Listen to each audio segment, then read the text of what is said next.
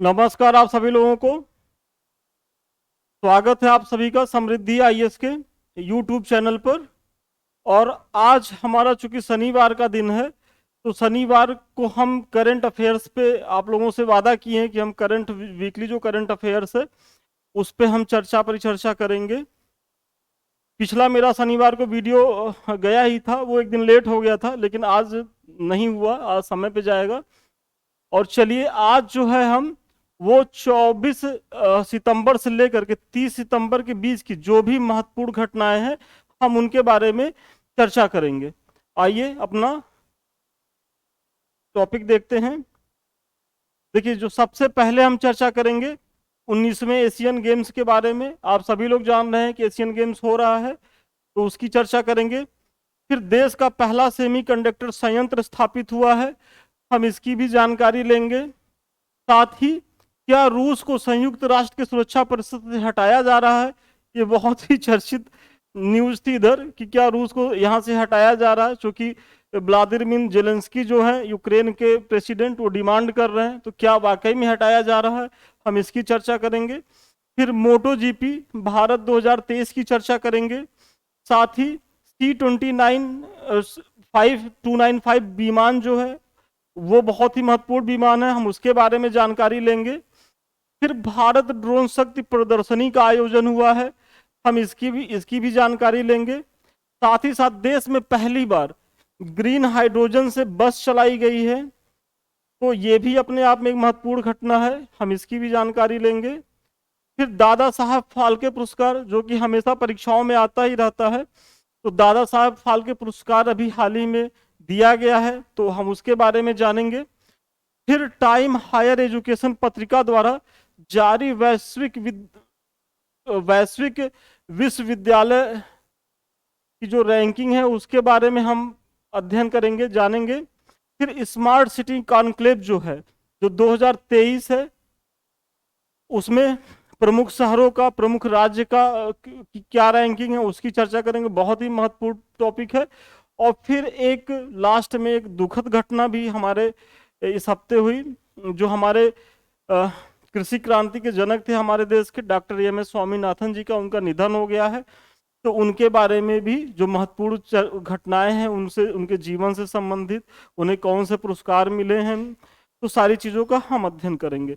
तो आइए एक एक करके हम अपने टॉपिक को देखते हैं। देखिए, सबसे पहले 19वें एशियन गेम्स, तो इसका देखिए यदि आयोजन है तो एशियन गेम्स प्रतियोगिता एशिया की सबसे बड़ी प्रतियोगिता है, इसे एशियाड के नाम से भी जाना जाता है। मतलब जो एशियन गेम्स है वो एशिया की सबसे बड़ी प्रतियोगिता है और इसे एशियाड के नाम से भी जाना जाता है। यह प्रतियोगिता प्रत्येक 4 वर्षों के बाद आयोजित होती है।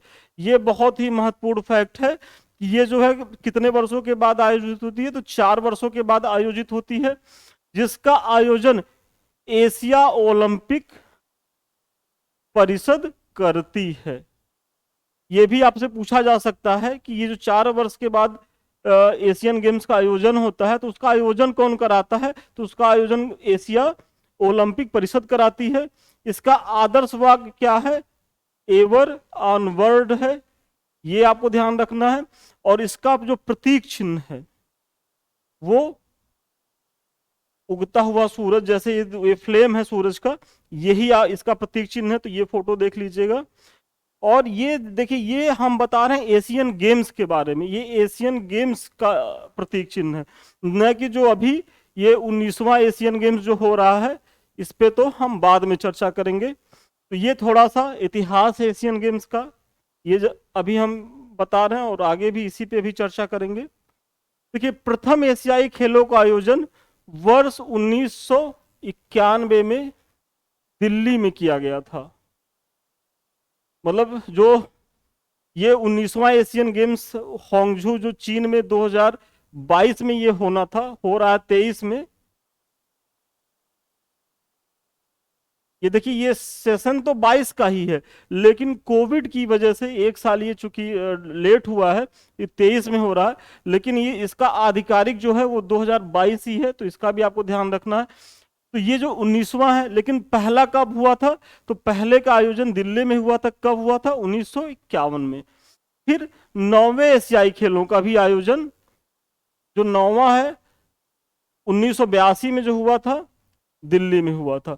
मतलब भारत में जो है अभी तक एशियाई खेलों का आयोजन 2 बार हो चुका है। एक तो सबसे पहला हुआ था 1951 में, और दूसरा जो है वो 9वां हुआ था 1982 में।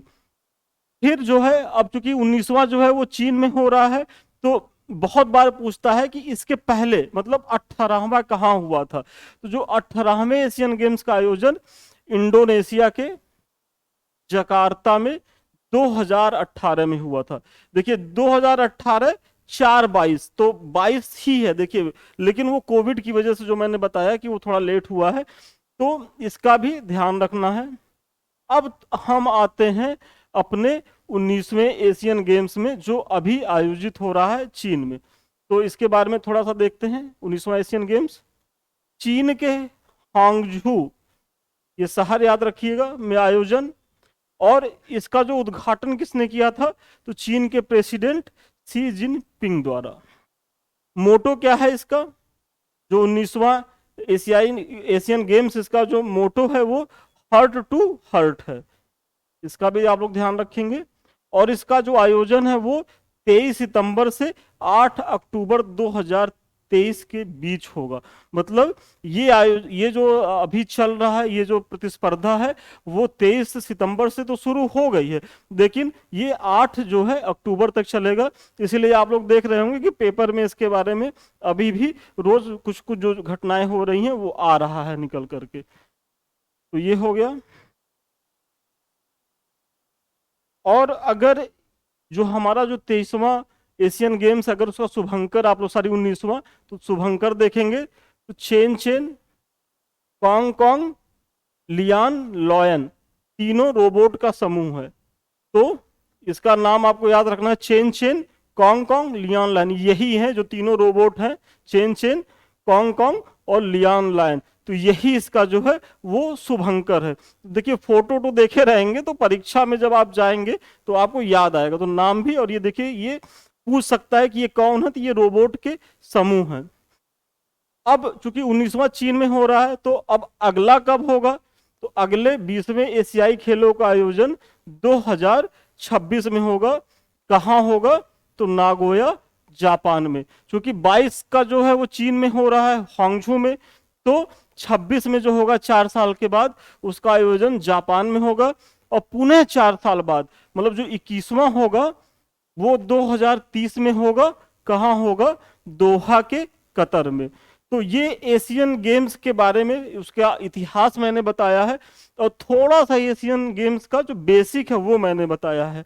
अभी चूंकि प्रतियोगिता चल रही है, तो इसीलिए अभी हम जो है उसमें ये नहीं बता रहे हैं कि भाई कौन कितना जीता, कितना पदक तालिका में कौन सी किसकी रैंकिंग रही, क्योंकि एक बार जब पूरा रिजल्ट आ जाएगा तो पुनः हम इस पे इसके आगे जो है, जब हम करंट अफेयर्स की क्लास लाएंगे तो उसमें सारा डिटेल्स बता देंगे। तो अभी तक के लिए इतनी ही जानकारी रखिए, क्योंकि यदि अभी हम कुछ बता दें फिर आखिर हमको एक समय के बाद बताना ही होगा।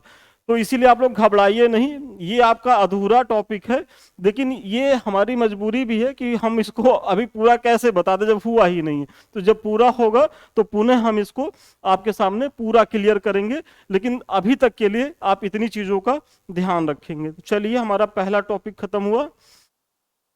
अच्छा, अभी इसमें थोड़ा सा और बाकी है, थोड़ा सा देख लीजिए कि देखिए 19वें एशियाई गेम्स के उद्घाटन समारोह में भारतीय दल की अगुवाई हरमनप्रीत सिंह हॉकी एवं लवलीना बारगोहई बॉक्सिंग ने किया।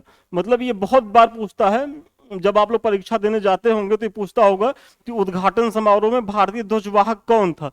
तो वही देखिए, हरमनप्रीत सिंह जो हॉकी के हमारे प्लेयर हैं ये हैं, और लवलीना बारगोही ये जो है बॉक्सर हैं, ये हैं। तो ये दो लोग जो है ध्वजवाहक थे। तो ये जो बेसिक्स है वो मैंने एशियन गेम्स की चर्चा कर ली। अब जो रिजल्ट जब आएगा इसका, फिर हम नेक्स्ट वीडियो में कवर करेंगे।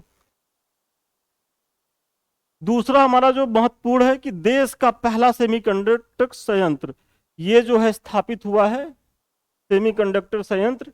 और इसकी स्थापना कहाँ हुई है? गुजरात में हुई है।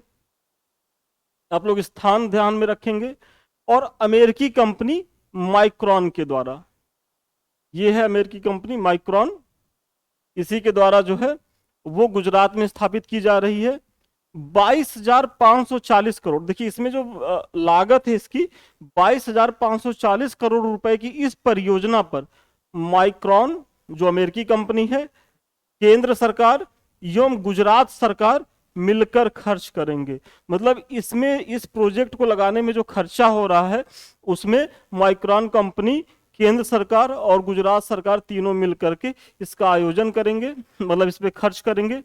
अब थोड़ा सा सेमीकंडक्टर के बारे में जान लीजिए। जो सेमीकंडक्टर मतलब जो अर्धचालक होते हैं, आपने साइंस में खूब पढ़ा होगा, तो हम ये तो नहीं बताएंगे कि अब इसके गुण क्या होते हैं क्योंकि वो विषयोत्तर हो जाएगा, लेकिन ये इतना महत्वपूर्ण क्यों है तो थोड़ा सा इसकी पृष्ठभूमि भी जानिए, हो सकता है कि मुख्य परीक्षा में भी यहाँ से पूछा जाए। तो सार्वा चूंकि देखिए सेमीकंडक्टर का जो प्रयोग हो रहा है, जितने भी चिप बन रहे हैं, आपके एटीएम में भी जो चिप लगा होगा या इलेक्ट्रॉनिक डिवाइस में जितने भी चिप लगे हैं वो बिना सेमीकंडक्टर के बन ही नहीं सकते, मतलब उसमें सेमीकंडक्टर का ही उपयोग किया गया है। तो आप समझ सकते हैं कि कितना ज्यादा महत्वपूर्ण है। और भविष्य में क्योंकि इलेक्ट्रॉनिक चीजों की डिमांड और बढ़ने वाली या बढ़ती जा रही है, तो ये भविष्य में कितना महत्वपूर्ण होगा। तो थोड़ा सा इसके बारे में और जान लीजिए कि सर्वाधिक सेमीकंडक्टर का निर्माण ताइवान द्वारा किया जाता है। देखिए यदि आपसे पूछे कि सर्वाधिक सेमीकंडक्टर का निर्माण किसके द्वारा किया जाता है तो वो ताइवान के द्वारा किया जाता है। वर्तमान में सेमीकंडक्टर का वैश्विक बाजार 500 अरब डॉलर का है, जो इसके महत्व को बताता है कि 500 अरब डॉलर का इसका वैश्विक बाजार है, जिसका 2030 तक दोगुना हो जाने की संभावना। सोचिए 5 साल में ही इसके 1000 अरब डॉलर तक पहुंच जाने की संभावना व्यक्त की जा रही है। तो भाई भारत भी इसलिए पीछे नहीं रहना चाहता। तो देखिए भारत जो है वो साल भर से इस दिशा में प्रयास कर रहा है। इसके पहले भी वो वेदांता समूह के साथ भी प्रयास कर रहा है माध्यम से कि सेमीकंडक्टर जो संयंत्र वो स्थापित किए जाए। तो ये आप देख लीजिए, थोड़ा सा इसमें और देखें। भारत की अगर स्थिति को देखा जाए तो भारत इलेक्ट्रॉनिक डिवाइस का एक बहुत बड़ा उपभोक्ता है।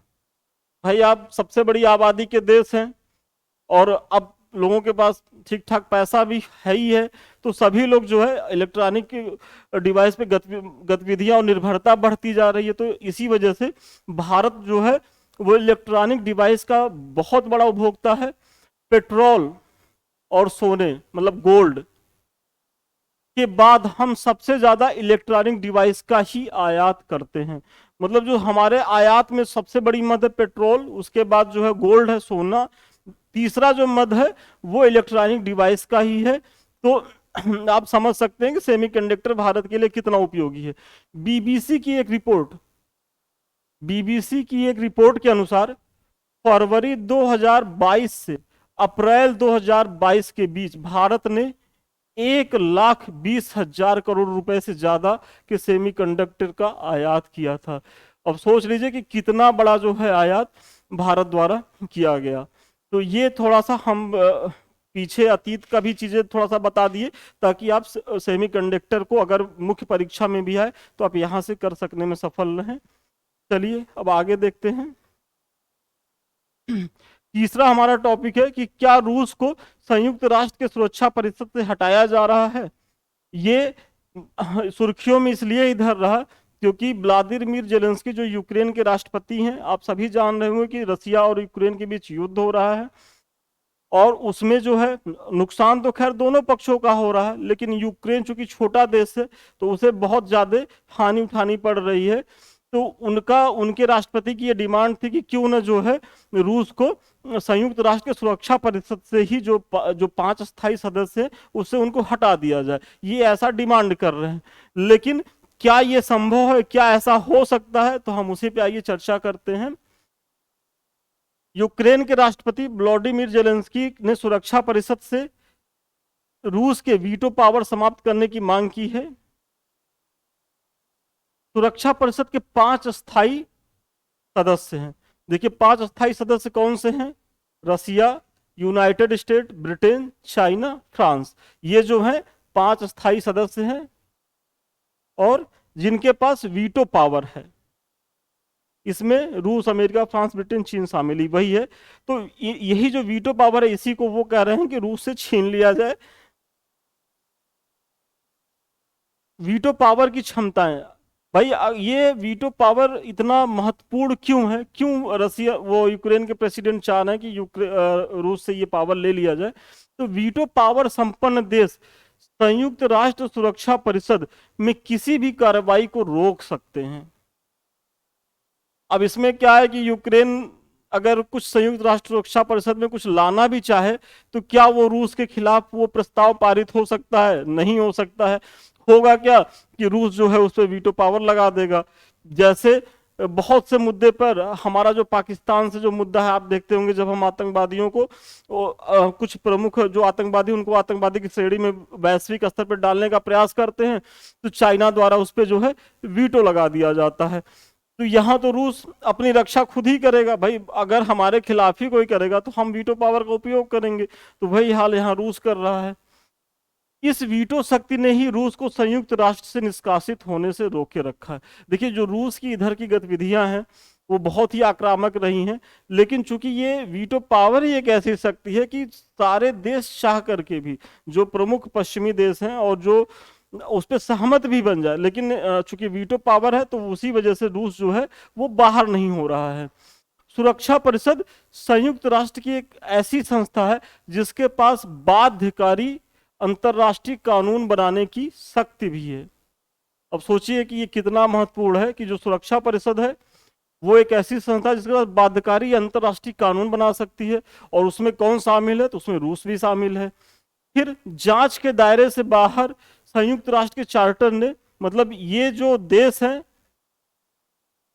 P5 जो देश हैं वो जांच के दायरे से भी, बहुत से जांच के दायरे से बाहर है। कहा गया कि संयुक्त राष्ट्र के चार्टर ने P5 5 वीटो पावर संपन्न देश को कार्यात्मक रूप से किसी भी जांच के दायरे से बाहर रखा है, क्योंकि उनके पास वीटो पावर की शक्ति है। मतलब वही है कि भाई आप क्षेत्र के चौधरी हैं, आपकी जांच कौन करेगा? आपके पास वीटो पावर है, आप परमाणु शक्ति संपन्न देश हैं, तो सारी चीजें हैं। तो ये सब चीजें इनके पक्ष में जा रही है। तो एक तरीके से कहीं न कहीं ये समानता का तो हनन हो रहा है। भाई सारे देश की संप्रभुता एक ही है, लेकिन कहीं न कहीं ये जो 5 देश हैं वो प्रभावी हैं। और इसमें भी अगर कोई एक मनमानी पे आ जाए तो फिर क्या ही कहना। क्या वीटो पावर की शक्ति को समाप्त की जा सकती है? अब ये जो यूक्रेन प्रयास कर रहा है कि इसके रूस की शक्ति को समाप्त किया जाए, तो क्या वाकई में ये संभव है? तो ऐसा नहीं है। क्यों नहीं है? तो ऐसा कर पाना संभव नहीं है क्योंकि यह काफी जटिल प्रक्रिया है।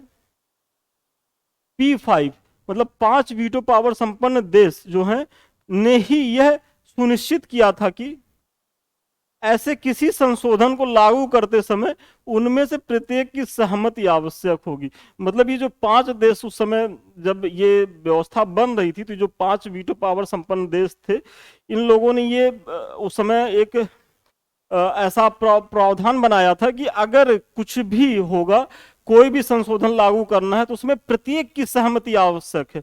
तो आप सोचिए कि अगर ये उसमें संशोधन किया जाए कि नहीं हम रूस को बाहर करेंगे, तो रूस सहमति ही नहीं देगा। तो ये वाकई में संभव ही नहीं है कि रूस को हटाया जाए। और इसके अलावा P5 के सभी राष्ट्रों के पास यह अधिकार है कि वे किसी भी प्रस्ताव पर, प्रस्तावित सुधार पर वीटो लगा दें। अगर इनके खिलाफ कुछ भी आएगा तो वही चीजें कि वीटो लगा करके अपनी रक्षा कर लेंगे। जब ये दूसरों की रक्षा कर ले रहे हैं तो अपनी रक्षा तो कर ही लेंगे। तो यहाँ जो है जेलेंस्की जी प्रयास भले कर रहे हैं, लेकिन उनके सफल होने की संभावना एकदम नहीं के बराबर है। रूस है, बना रहेगा। और आज जो है वर्तमान वैश्विक परिदृश्य में देखा जाए तो जो प्रगतिशील अर्थव्यवस्थाएं जैसे भारत हुआ, ब्राजील हुआ, दक्षिण अमेरिका हुआ, जर्मनी हुआ, जापान हुआ, ये लोग भी चाह रहे हैं कि हम स्थायी मेंबर बने, हमको भी वीटो पावर की शक्ति मिले। लेकिन ये 5 देश एकदम कुंडली मार के बैठे हुए हैं। सोचिए ये चीजें कब हुई थी? आज 70-75 साल करीब हो गए। तो अब चीजों में परिवर्तन होना चाहिए, लेकिन ये परिवर्तन को स्वीकार करने के पक्ष में नहीं है।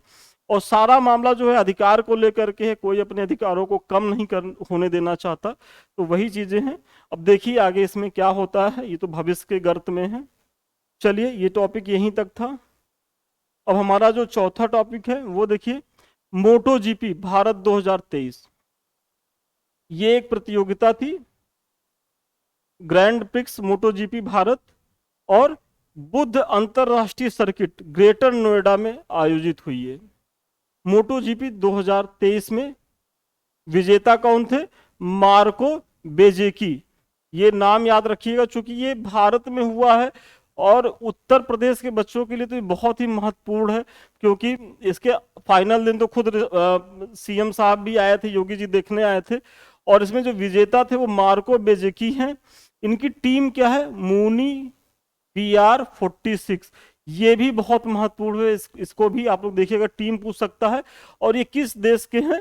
तो ये इटली के हैं, ये विजेता है।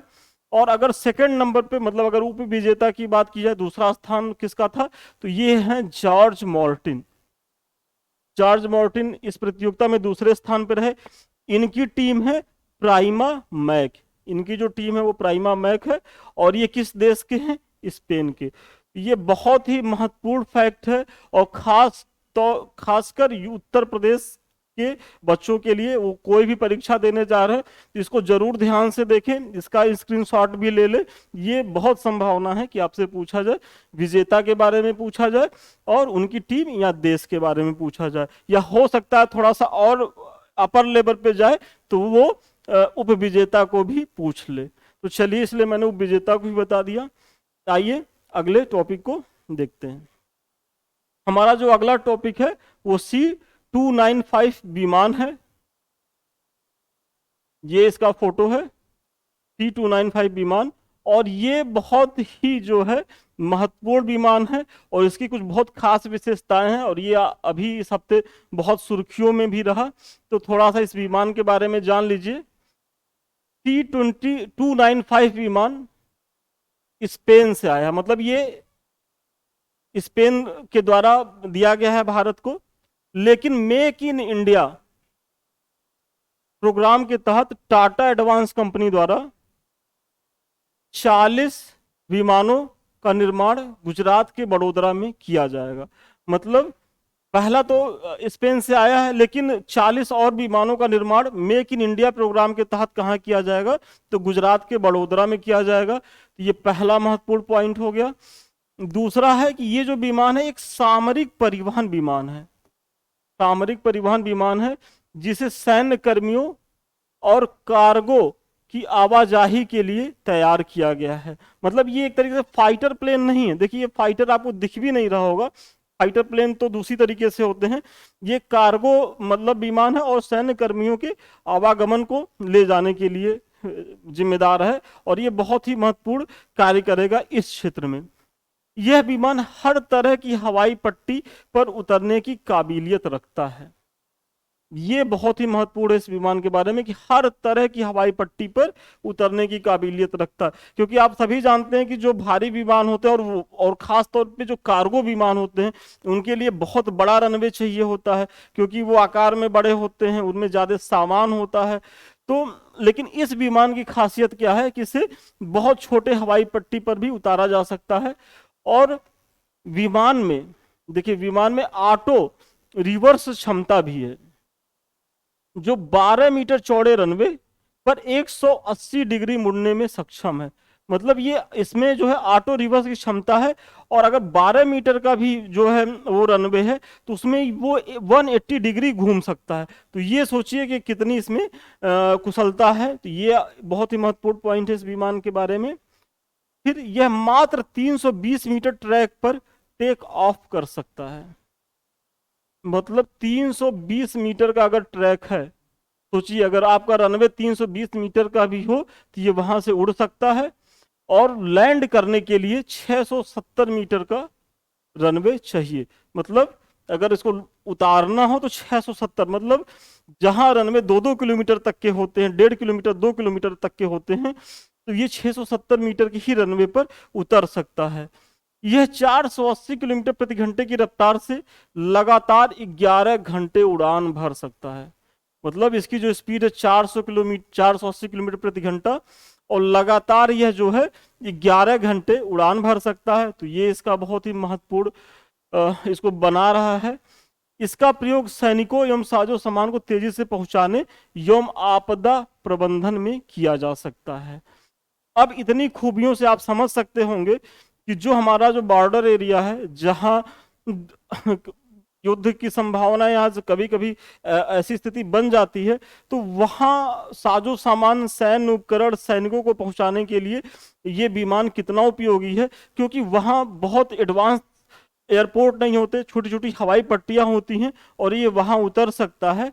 तो इसीलिए ये जो है बहुत चर्चा में रहा है। तो आप लोग जान लीजिए, आपसे पूछा जा सकता है इसकी खूबियों के बारे में कुछ, या यही पूछ ले कि C-295 क्या है, तो आप समझ लीजिए कि कार्गो विमान है।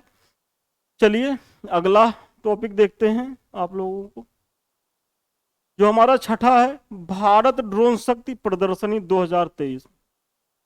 देखिए जो छठवां हमारा टॉपिक है वो ड्रोन को लेकर के एक प्रदर्शनी का आयोजन किया गया है। और वो आयोजन कहाँ किया गया है, तो हिंडन एयरफोर्स गाजियाबाद में हुआ है। और इसका उद्घाटन किसने किया है, राजनाथ सिंह ने।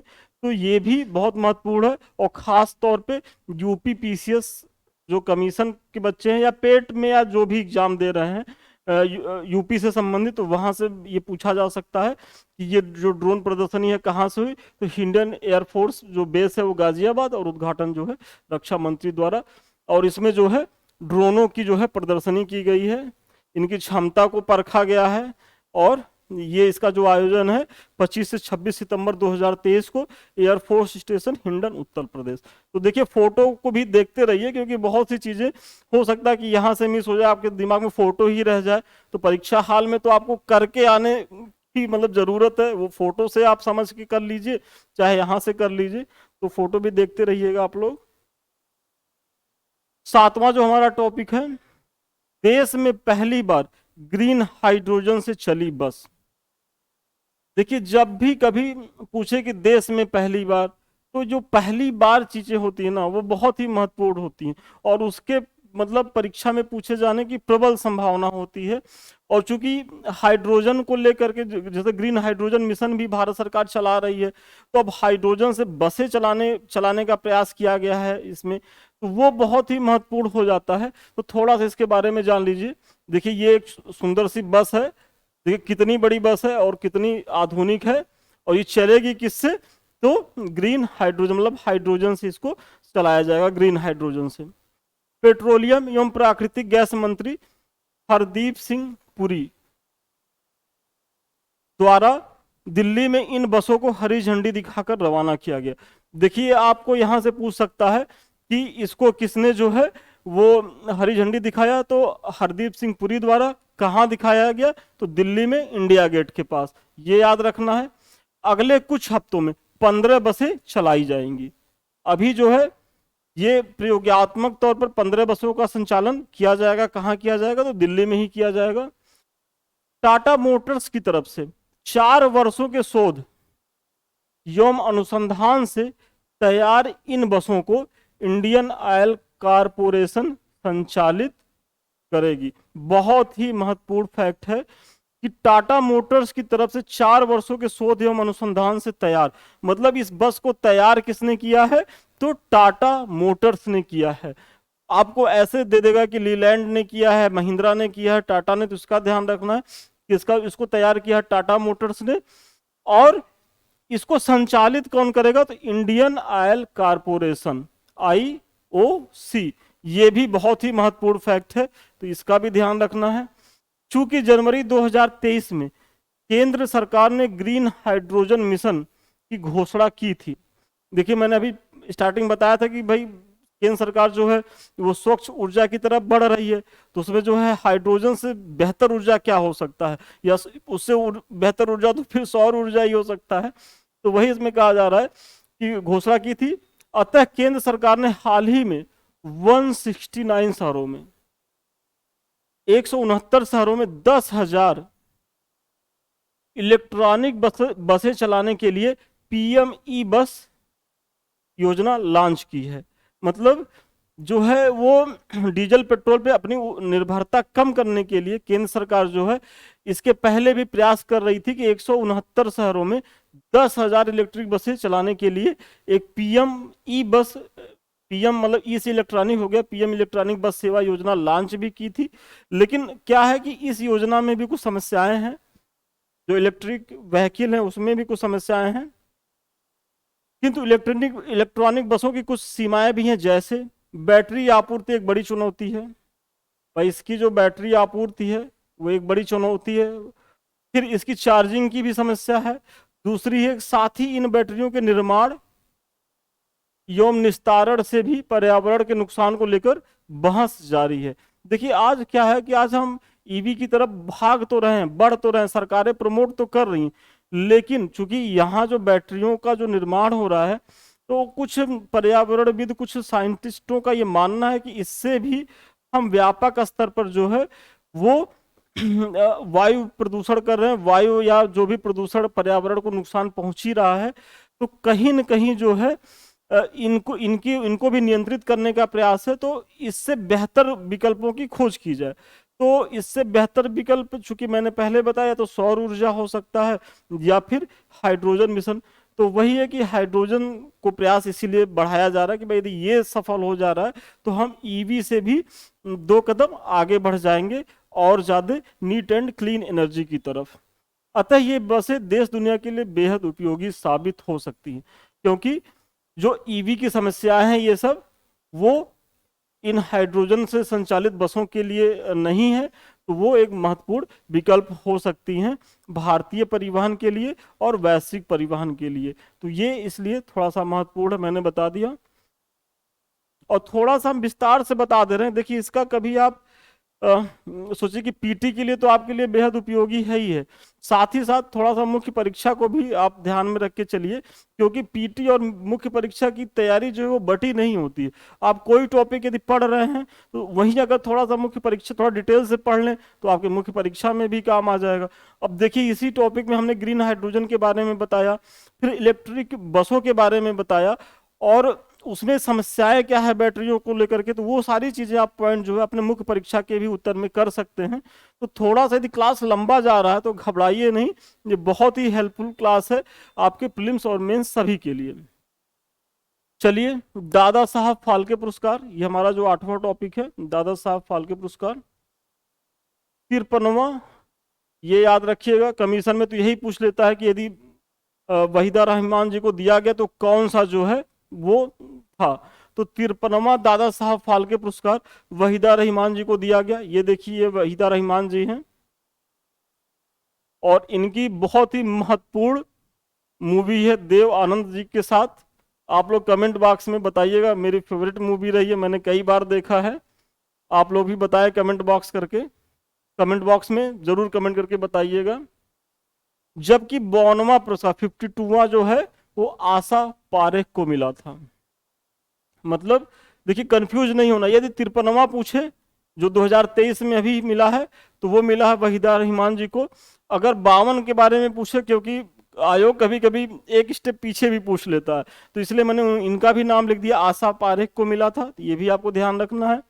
फिर थोड़ा सा दादा साहब फाल्के के बारे में जान लीजिए कि दादा साहब फाल्के पुरस्कार भारतीय सिनेमा में उत्कृष्ट योगदान के लिए दिया जाने वाला राष्ट्रीय पुरस्कार है,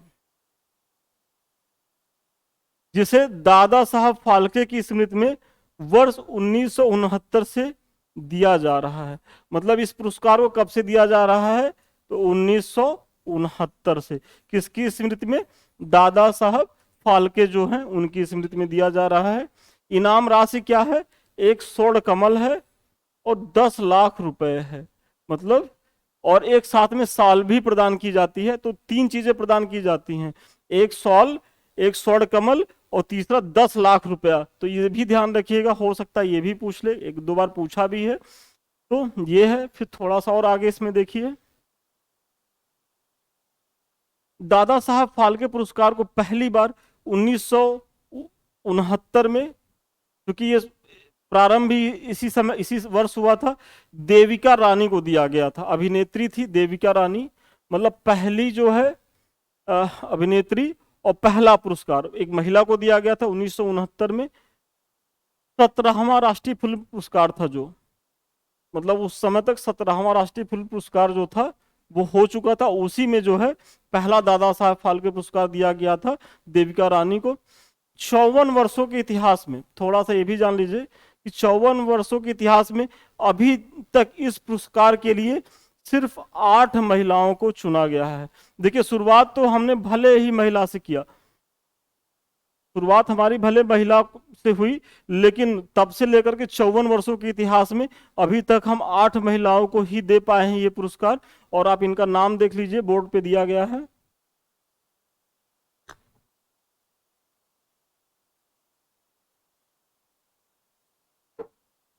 देखिए, पहला तो है देविका रानी 1969 में। फिर रूबी मेयर्स हैं, जिन्हें सुलोचना के नाम से जाना जाता है। फिर कानन देवी हैं, दुर्गा खोटे हैं, लता मंगेशकर हैं, आशा भोसले, और अभी जो है 2022 और 23 में पुनः जो है महिलाओं को दिया जा रहा है। आशा पारेख 52 है और वहीदा रहमान 53 है। तो ये थोड़ा सा आप जो है दादा साहब फाल्के के पुरस्कार थोड़ा डिटेल से जान लिए। क्योंकि देखिए, अब जो है प्रश्न पूछने का जो है आयोग का वो ट्रेंड बदल रहा है, वो अब वन लाइनर नहीं रह गया है।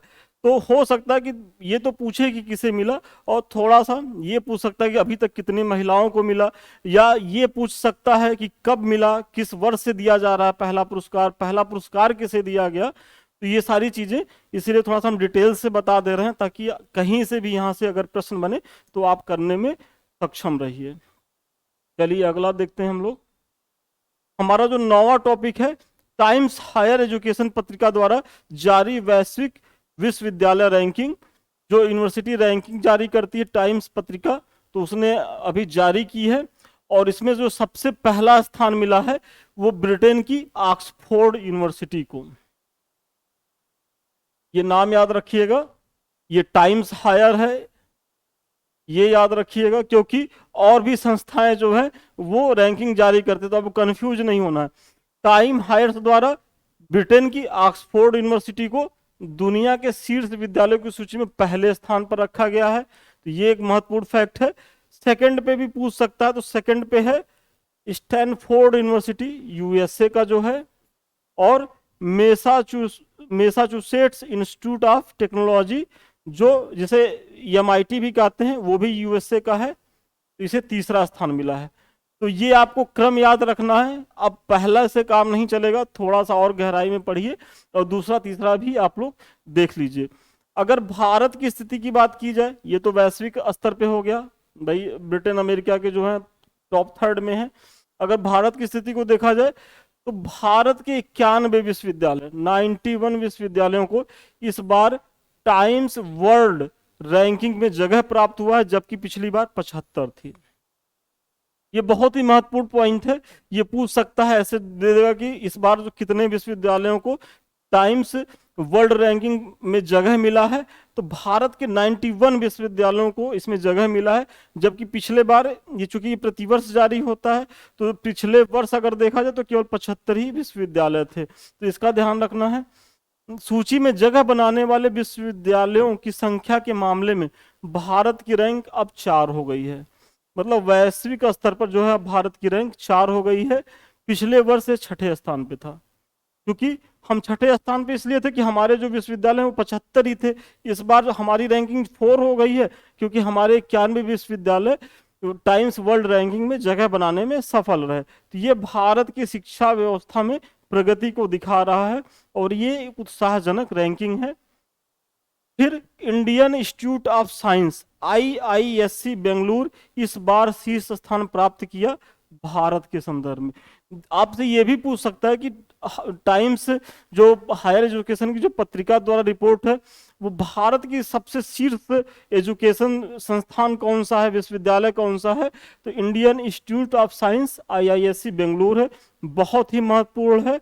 और ये तो कई बार पूछा जाता है कि भारत का कौन सा विश्वविद्यालय शीर्ष पर है और वैश्विक स्तर पे कौन सा है।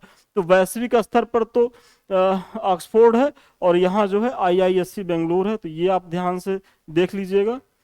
और आप लोग इसे साथ साथ नोट डाउन भी करते जाइएगा, या अगर आप नोट डाउन नहीं कर पा रहे हैं तो हम इसका जो पीडीएफ है अपने टेलीग्राम चैनल पे डाल देंगे, तो आप जा करके वहाँ टेलीग्राम से हमारे जुड़िए और इसका पीडीएफ ले करके इसको जिरोक्स करा लीजिएगा, और या तो पीडीएफ में ही रख करके बार बार रिवीजन करिएगा, तो ये सब चीज़ें जो है वो गलत नहीं होंगी। क्योंकि करंट ऐसी चीज़ें हैं कि वो आप रोज़ उस पर वर्क करिए, कुछ कुछ करते रहिए, और हम साथ में वीकली आपके साथ है ही हैं, तो तैयार हो जाएगा। और चूंकि करंट की भूमिका बहुत होती है परीक्षाओं में, तो इसे इग्नोर तो कभी नहीं करिएगा। चलिए, जो हमारा 10वां टॉपिक है वह है स्मार्ट सिटी कॉन्क्लेव 2023। अभी स्मार्ट सिटी कॉन्क्लेव 2023 का आयोजन हुआ है, ये देखिए हमारी राष्ट्रपति द्रौपदी मुर्मू जी द्वारा। अब इसमें पूछेगा कि आयोजन स्थल कहाँ है, तो वो इंदौर है। अब इंदौर कहाँ है, तो मध्य प्रदेश में है। और पुरस्कार वितरण किसके द्वारा किया गया, तो हमारे राष्ट्रपति महोदया द्रौपदी मुर्मू जी द्वारा किया गया। तो ये फोटो भी ध्यान से देखिएगा। और अगर इसकी टाइमिंग देखिए तो इसमें लिखा है 26 से 27 सितंबर 2023, मतलब ये 26 से 27 सितंबर 2023 के बीच है, ये इसका आयोजन हुआ है। ठीक है, अगर स्मार्ट सिटी अवार्ड की बात की जाए, तो अगर शहर पूछे, सिटी की बात हो, तो सबसे पहला स्थान मिला है इंदौर को, फिर दूसरा स्थान मिला है सूरत को, और तीसरा आगरा को। तो ये बहुत ही महत्वपूर्ण है, और मैं पहली बार ही कह रहा हूँ, कि पहले बार से क्लास से ही कह रहा हूँ कि देखिए थोड़ा सा गहराई से पढ़ी। इसमें आपको तीनों ध्यान में रखना है कि पहला सिटी, सबसे टॉप सिटी का अवार्ड इंदौर को, दूसरा सूरत को, तीसरा आगरा को। और 3 याद करने में कौन सी बड़ी आफत है, इतना तो याद हो ही सकता है। फिर अगर स्मार्ट स्टेट अवार्ड आपसे पूछ ले कि स्मार्ट स्टेट अवार्ड में 3 प्रमुख कौन कौन से स्टेट हैं, तो सबसे पहले देखिए मध्य प्रदेश है। मतलब मध्य प्रदेश का इंदौर स्मार्ट सिटी में फर्स्ट है। और अगर स्मार्ट स्टेट की बात की जाए तो मध्य प्रदेश पहले पे है, दूसरे पे तमिलनाडु है, तीसरे पे राजस्थान एवं उत्तर प्रदेश को संयुक्त रूप से तीसरा स्थान प्राप्त हुआ। मतलब तीसरे पे राजस्थान और उत्तर प्रदेश संयुक्त रूप से हैं। तो इसका ध्यान रखना है कि स्मार्ट स्टेट अवार्ड में मध्य प्रदेश पहले पे, तमिलनाडु दूसरे पर, राजस्थान एवं उत्तर प्रदेश संयुक्त रूप से तीसरे स्थान पर है। तो ये रैंकिंग हो गया। थोड़ा सा इसके बारे में और जान लीजिए। नोट, केंद्र सरकार केंद्र शासित, सर ये शासित है, केंद्र शासित, केंद्र शासित प्रदेशों में चंडीगढ़ पहले स्थान पे है। देखिए आपसे पूछ सकता है कि केंद्र शासित प्रदेशों में कौन पहले स्थान पे है, उसमें दिल्ली दे देगा, लक्षद्वीप दे देगा, या पुडुचेरी दे देगा, चंडीगढ़ दे देगा। तो आपको ध्यान रखना है कि वो है चंडीगढ़ है। इसके अलावा अगर देखा जाए सांस्कृतिक श्रेणी में, बहुत बार पूछा गया है कि सांस्कृतिक श्रेणी में कौन है, तो सांस्कृतिक श्रेणी में सबसे पहला जो रैंक है वो अहमदाबाद का है, दूसरे पे भोपाल है, तीसरे पे थंजूर है। ये 3 जो है ये सांस्कृतिक श्रेणी से संबंधित शहर हैं। फिर स्वच्छता श्रेणी की यदि बात की जाए कि स्वच्छता श्रेणी में कौन है, तो पुणे, फिर इंदौर आ गया, दूसरे पे काकीनाडा, तीसरे पे अहमदाबाद। और जल श्रेणी में अगर बात किया जाए तो जल श्रेणी में पुणे, इंदौर है, दूसरा आगरा, तीसरा राजकोट। तो आप लोग इसको ध्यान से देखें, बहुत ही महत्वपूर्ण फैक्ट है। और यदि आप लोग चाहें तो इसका स्क्रीनशॉट ले लें और इसको रिवीजन करते रहे, क्योंकि बहुत संभावना है कि यहाँ से आयोग प्रश्न पूछे। तो चलिए हम लोग आते हैं अगले टॉपिक पर। हमारा है 11वां, अंतरराष्ट्रीय एमी पुरस्कार की सूची में 3 भारतीय कलाकार नामित हुए हैं। देखिए जो एमी पुरस्कार है वो अंतरराष्ट्रीय स्तर पे दिया जाता है, उसमें 3 भारतीयों को नामित किया गया है। उन नाम है जिम सरब, वीर दास, शेफाली शाह। ये शेफाली है, शेफाली शाह। नोट, विजेताओं की घोषणा 20 नवंबर को न्यूयॉर्क में 51 अंतरराष्ट्रीय एमी पुरस्कार समारोह में की जाएगी। देखिए अभी ये लोग क्या हैं, जो 3 भारतीय हैं ये भी नामित किए गए हैं, तो इसीलिए हम इतना बता दे रहे हैं। अगर ईश्वर करे कि ये हमारे सफल हो, इनकी ये फाइनल लिस्ट में आ जाए, तो अगर इनका नाम फाइनल लिस्ट में आता है तो पुनः हम इनके बारे में उस समय चर्चा करेंगे। जो रिजल्ट आएगा 20 नवंबर को, जब न्यूयॉर्क में 51 अंतर्राष्ट्रीय एमी पुरस्कार जो समारोह होगा उसमें घोषणा की जाएगी। अभी तो 3 लोग भारत से नामित हुए हैं और इस तरीके से पूरे दुनिया से लोग नामित हो रहे हैं। अब देखना है कि ये लोग जगह बनाने में कहाँ तक सफल होते हैं। चलिए, हमारा इसी में 11 में ही भी एक टॉपिक है छोटा सा, इसको देख लीजिए कि केरल में आई बाढ़ पर आधारित फिल्म ऑस्कर अवार्ड के लिए नामित। केरल, भारत में केरल में आई बाढ़ पर आधारित film 2018 every one is a hero, ये नाम याद रखिए। 2018 every one is a hero को ऑस्कर अवार्ड के लिए नामित किया गया है। और ये मलयालम फिल्म है, क्योंकि केरल की इसकी थीम ही है कि जो केरल में बाढ़ आया था उसी थीम पर ये आधारित है। तो ये चूंकि ऑस्कर अवार्ड के लिए भारत द्वारा नामित की गई है, हर जो देश हैं उसमें भेजते हैं और उनमें फिर चयन होता है। तो ये फिल्म को भारत द्वारा किया गया, तो इसलिए बहुत महत्वपूर्ण है, यहाँ से जो है प्रश्न बन सकता है। तो इस फिल्म का नाम याद रख लीजिए। और ये मलयालम फिल्म है और इसका थीम किस थीम पे आधारित है, तो केरल में आई बाढ़ पर आधारित है। तो ये भी ध्यान रखिएगा कि पूछ सकता है कि इसकी थीम क्या है। तो ये हो गया। अब हमारा जो है अगला और अंतिम टॉपिक, जो थोड़ा सा दुखद भी है, लेकिन ये मृत्यु लोक है, यहाँ जो आया है उसको जाना ही है। और इन्होंने तो पूरी भरी मतलब अच्छा खासा जीवन जिया है, और जीवन जिया भी तो किस तरीके से, कितनी शानदार तरीकों से, कि अब इनकी जितनी भी तारीफ की जाए कम है। और हमको तो नहीं लगता कि इनको कौम भारत का कोई ऐसा नागरिक होगा जो जान नहीं रहा होगा। ये डॉक्टर एम एस स्वामीनाथन जी हैं। और देश में हरित क्रांति के जनक डॉक्टर स्वामीनाथन की 98 वर्ष की आयु में निधन हो गया। देखिए, इनका जो जन्म है वो 7 अगस्त 1925 को हुआ था और निधन जो है वो 28 सितंबर 2023 को हुआ है। ये आपको ध्यान रखना है। कैम्ब्रिज यूनिवर्सिटी से पीएचडी, मतलब इनकी जो शिक्षा हुई है कैम्ब्रिज यूनिवर्सिटी से, इन्होंने पीएचडी किया है। स्वामीनाथन जी ने धान एवं गेहूं की ज्यादा पैदावार देने वाले किस्म को विकसित किया एवं अमेरिका की PL 480 खाद्यान्नों का आयात, मतलब ये जो PL 480 एक समझौता था, खाद्यान्नों की डील थी, उससे भारत को एक तरीके से आजाद कराया। सोचिए, जब भारत आजाद हुआ तो उस समय सबसे बड़ी सिचुएशन थी कि भारत की आबादी के सामने अन्न की आपूर्ति कैसे हो, क्योंकि एक जो बहुत उपजाऊ क्षेत्र था, चाहे वो पाकिस्तान वाला जो भारत था और जो बांग्लादेश वाला, वहाँ चूंकि पैदावार अच्छी खासी होती थी, वो तो हमसे अलग हो गया। दूसरी चीज, हमारी जो एग्रीकल्चर प्रणाली थी उसमें वो उस तरीके की मशीनीकरण की व्यवस्था नहीं थी, टेक्नोलॉजी नहीं थी, उन्नत बीज नहीं थे, और हमको वैज्ञानिक कृषि की जानकारी नहीं थी, तो पैदावार ही नहीं होता था। तो उस समय क्या था कि भूखमरी, मतलब भारत के सामने भूखमरी की समस्या थी।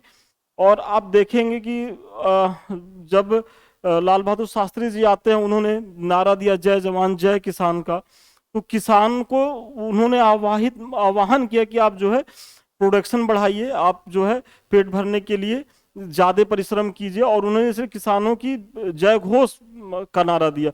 और जब स्थिति और ज्यादा बिगड़ गई तो उन्होंने क्या कहा कि भाई एक दिन उपवास की व्यवस्था रखी गई। आज हम लोग उसकी अहमियत को नहीं समझ रहे हैं, लेकिन जब हमारे बाबा बाबा के समय में रहे होंगे, जब बाबा बाबा वो लोग बताते थे कि उस समय कितनी गरीबी थी लोगों के पास, तो उस समस्या से निजात इन्होंने दिलाया। और चूंकि अमेरिका के साथ हमने एक समझौता किया था PL 480, ये खाद्यान्नों के आयात से संबंधित एक डील थी, और इस डील की वजह से कहीं न कहीं अमेरिका जो है वो हम पे अनावश्यक दबाव बनाता था, क्योंकि आप जान ही रहे थे कि जो वो दौर था वो शीत युद्ध का दौर था। एक तरफ USSR था, एक तरफ रूस था, सॉरी अमेरिका था, और भारत जो था वो गुटनिरपेक्ष आंदोलन का अगुवा था। लेकिन आपकी गुटनिरपेक्षता तो तब प्रभावी रह सकती है कि जब आप सक्षम हो। आप बताइए, यदि आप अपने घर में जो है घर के लोगों को सही से भोजन ना करा पाए, तो और आप उसके लिए किसी दूसरे देश पे निर्भर रहें, तो आपकी गुटनिरपेक्षता तो कहीं न कहीं प्रभावित होती ही थी और हो भी रही थी सही में। और बहुत सा दबाव हमारा हमको झेलना पड़ता था अमेरिका द्वारा, समय समय पे यूएसएसआर द्वारा, लेकिन इन्होंने ही क्योंकि गेहूं और धान में वो क्रांति लाई, जिससे ये डील खत्म हुआ और हम खाद्यान्न के रूप में आज आत्मनिर्भर हुए हैं। आज तो भारत बहुत से खाद्यान्नों का जो है वो आयात कर रहा, सॉरी निर्यात कर रहा दूसरे देशों में। तो ये इनका महत्व थोड़ा सा इनके, चूंकि मैं थोड़ा सा भावुक हो गया, इनको थोड़ा सम्मान की दृष्टि से मतलब इनका मैं बहुत सम्मान करता हूँ। और चूंकि मैं हिस्ट्री का स्टूडेंट रहा हूँ, तो मैंने अकाल के बारे में बहुत पढ़ा है। जब अंग्रेजों के समय में जो बड़े बड़े अकाल पड़े हैं, और जहाँ 20-20 लाख, सोचिए 15-16 करोड़ की जनसंख्या में 20-20 लाख एक बार में मरे हों, तो आप समझ सकते हैं। और चूंकि इतिहास के विद्यार्थी होने के नाते मैं इस व्यक्ति के महत्व को समझ रहा हूँ, तो इसी वजह से थोड़ा सा डिटेल से यहाँ हमारी चर्चा हो गई। अब अगर इनको सम्मान की बात की जाए कि इनको सम्मान क्या मिला है, तो 1967 में पद्मश्री इनको मिला, 1972 में पद्म भूषण मिला, और 1989 में पद्म विभूषण मिला। मतलब हमारे देश का दूसरा सर्वोच्च सम्मान इन्हें प्राप्त है। फिर आगे देखिए, वर्ष 1987 में उन्हें पहले विश्व खाद्य पुरस्कार से भी सम्मानित किया गया। बहुत ही महत्वपूर्ण लाइन है। ये पूछ सकता है कि सबसे पहले विश्व खाद्य पुरस्कार से किसे सम्मानित किया गया 1987 में, तो इन्हीं को, एम.एस. स्वामीनाथन जी को दिया गया था पहला विश्व खाद्य पुरस्कार। 2007 से 13 के दौरान ये राज्यसभा के मनोनीत सदस्य भी रहे।